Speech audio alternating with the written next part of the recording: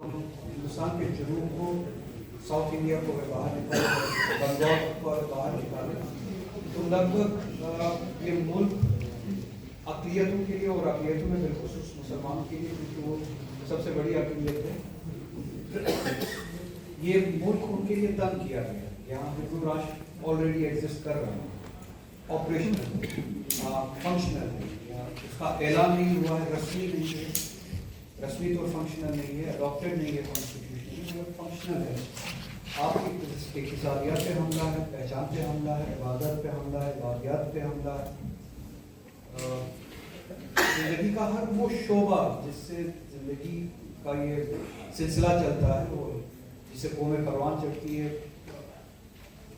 अशख़ास परवान चढ़ती है, तो हम तो इज्तिमाई लफ्ज़ से इंसान परवान चढ़ता है, उस सारे मामला मुसलमान के लिए तंग किए गए। हुकूमत में इस वक्त मुसलमान के लिए जगह है नहीं, पिछले 10 सालों से 11 सालों से मुसलमान हुकूमत के लिए अछूत, यानी उनको हुकूमत में जगह नहीं दी जा सकती।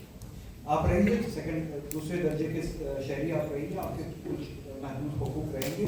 अगर आप उन महदूद हुकूक में राज़ी हैं तो ठीक है, अगर आप उन महदूद हुकूक में राज़ी नहीं है, अगर आप बात करते हैं अपने हुकूक के बारे में, आप पे लाठी बरसा है। वो लाठी लिटरली भी लाठी होगी और वो अदालत के जरिए भी और पुलिस के जरिए भी उड़ा, लीगली भी उड़ा, हुकूमत के जरिए भी। तो हुकूमत में आपके लिए जगह नहीं है, अक्सर माइनॉरिटीज़ के लिए जगह नहीं है। एक नाम का एक माइनॉरिटी से वाबस्ता हमारा एक वज़ीर है, जो मुझे नहीं लगता है कि वो अपने जॉब के साथ, अपने काम के साथ, अपनी जिम्मेदारी के साथ वो इंसाफ करता है। उसके अलावा आप मुसलमान देख लीजिए, क्रिश्चियन देख लीजिए, सरदार जो हमारे जमात है उनके नाम पे भी है थोड़ी बहुत वो दिखाने के लिए शौकी से है, मगर आप देख लीजिए हालात जो है बिलखुसूस मुसलमान के लिए वो छूट है हुकूमत की, यानी उनके लिए हुकूमत में कोई जगह नहीं। फिर आप दूसरे दर्जे के शहरी हैं, आप हुकूमत का हिस्सा नहीं हो सकते, हाँ महकूम हो सकते। महकूम होते हुए आपके कुछ थोड़े बहुत हुकूक है, अगर आप उन पर राजी हैं ठीक है, मगर आप देखिए बाकी साउथ को छोड़ के और बंगाल को छोड़ के सेकंड क्लास की एक्जिस्टेंशियल वो राइट्स होते हैं, उन पे भी आप वो आपकी मुआश इकॉनमी। एक चीफ मिनिस्टर, एक constitutional post, sitting chief minister ऐलान ये कहता है कि न सिर्फ मुसलमानों का इकोनॉमिक बाइकआउट किया जाए, बल्कि उन पे ज़रर और नुकसान इम्पोज किया जाए। जहाँ पे उनकी उजरत 5 रुपये बनती है, उनकी उजरत को कम करके सिर्फ 4 रुपये दी। और ये कॉन्स्टिट्यूशनल पोस्ट बैठा हुआ एक सिटिंग चीफ मिनिस्टर कि अगर मुसलमान की मेहनत का उसकी उजरत 5 रुपये बनती है, उसे 5 रुपये ना दे, आप 4 ही रुपये, 3 ही रुपये, ताकि उसे इकोनॉमिकली उसमें ज़ख्म पहुँचाया जाए, इक़्तिसादी तौर पे उसे ज़ख्म पहुँचाया जाए। और कश्मीर में इस बात का, हालांकि मैं उसका मुखालिफ हूँ, कल भी वो बात मैंने कहीं पे की, एक सैडिस्टिक वो राजी नहीं है इन हालात से, वो एक सैडिस्टिक वो आप कह सकते हैं कि एक छोटी सी अक़लियत है कश्मीर में जो सैडिस्टिक इसमें से वो सेटिस्फैक्शन लेती है।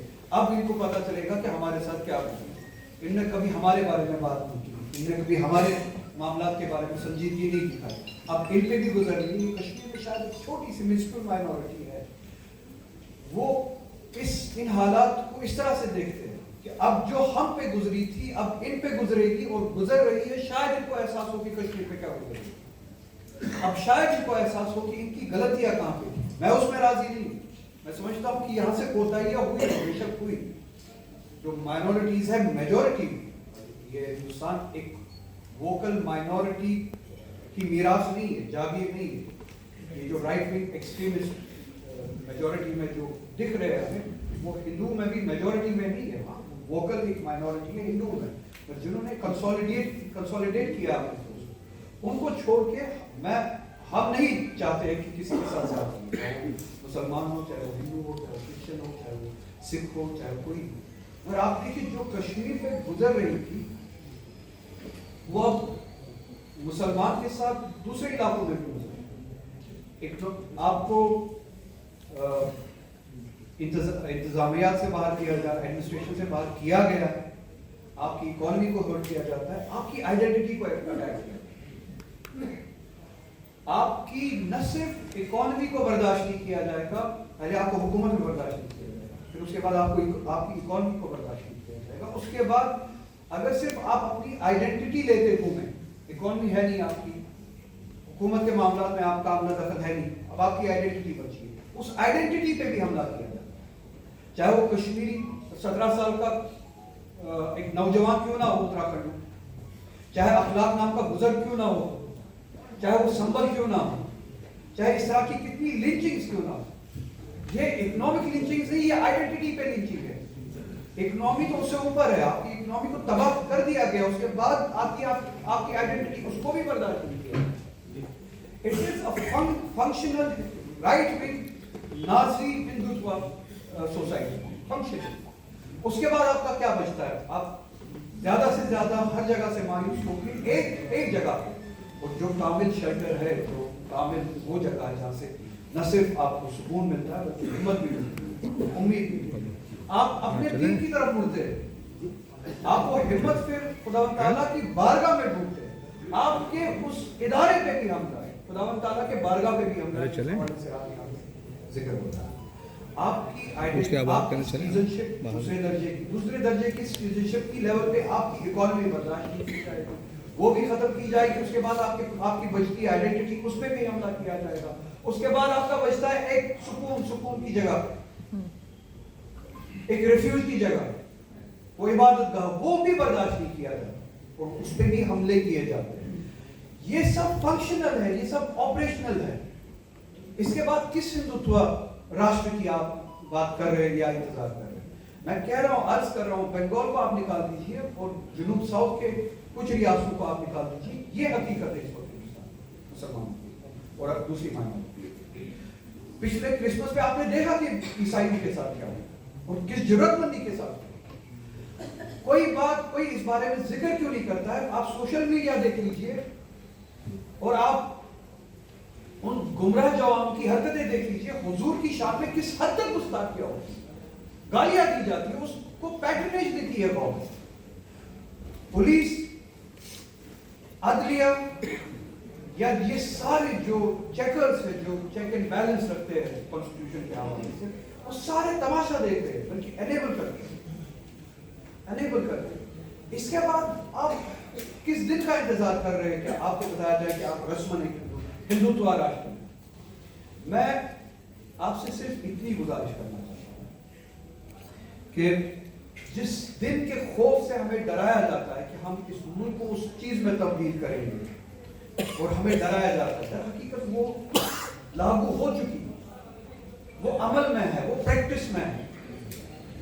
हमारी जिम्मेदारी है आप इन बातों से बाहर आ जाए। कमेंट्री बहुत होगी, मैंने भी अभी जो किया है कमेंट्री हो रहा है, आप भी जानते हैं, मैं भी जानता हूँ, हम सभी जानते हैं, मेरे बाद भी आने वाले बात करेंगे, वो कमेंट्री सब जानते हैं। इलाज क्या है, रास्ता क्या है? अगर अतीब साहब जैसे या हमारे ऐसे साथी रजीब जंग साहब जैसे इस उम्र में अगर ये उठ सकते हैं, हरकत कर सकते हैं, हमारे जवान रीलों के साथ, सोशल मीडिया के साथ बिजी क्यों है? बाइक्स के साथ बिजी क्यों है? पान के साथ बिजी क्यों है?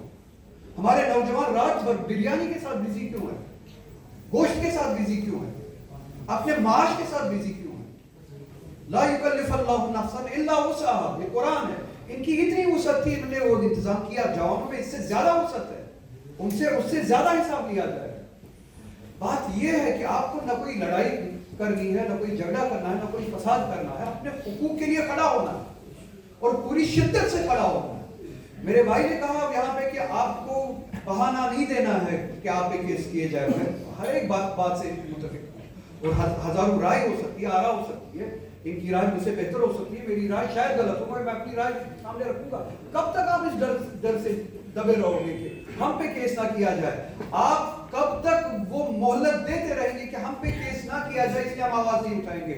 और एक एक करके आप सभी को या लिंच किया जाता है, या लाठी बरसाई जाती है, या गोली चलाई जाती है, इबादतगाहों पे हमला किया जाता है, या आपके हुकूक खत्म किए जाते हैं, या आपका माश खत्म किया जाता है, कमाई का जरिया खत्म किया जाता है। एक एक करके वो सजा हर किसी को दी जा रही है।